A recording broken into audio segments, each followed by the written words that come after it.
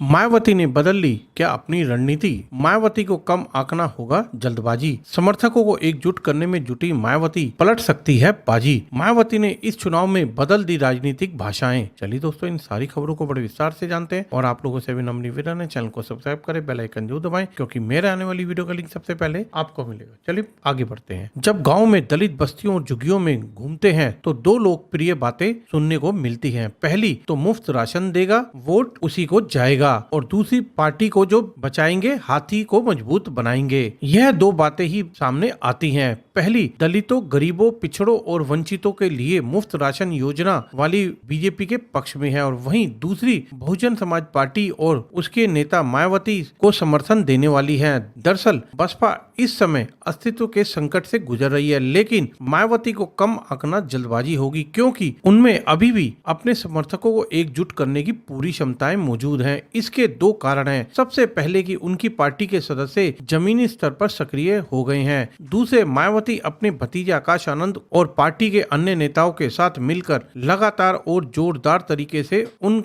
कार्यकारिणी नीतियों को आलोचना कर रहे हैं जो भाजपा की पहल के कारण वंचितों के लिए लोकप्रिय हुई है। इस नीति को अपनाकर बसपा दलितों, हाशिया में समुदायों और गरीबों के बीच भाजपा के बढ़ते लोकप्रिय और अपने समर्थक आधार फिर से हासिल करने के लिए ठोस प्रयास कर रही है। ऐसा लगता है कि मायावती इस चुनाव में अपनी राजनीतिक भाषा बदल दी है और व्यापक चर्चा से हटकर अधिक विशिष्ट चर्चा की ओर बढ़ रही है। पहले वे भाजपा और अन्य दलों को विकास संबंधित नीतियों की अस्पष्ट आलोचना करती थी। अब वह आलोचना अधिक विस्तृत हमले में बदल गई है। वह विकास कार्यक्रमों की कहानियों को शामिल कर रही हैं और बता रही हैं कि वे आम नागरिकों के दैनिक मुद्दों को कैसे प्रभावित करते हैं। ऐसा लगता है कि प्रतिद्वंदी राजनीतिक दलों की ओर से उठाई गई चिंताओं को संबंधित करने के लिए अपनी अभियान संदेश को लगातार समायोजित कर रहे हैं। यह दर्शाता है कि बीएसपी इस चुनाव में अपने फीडबैक तंत्र को सुधार रहा है। इस चुनाव में वह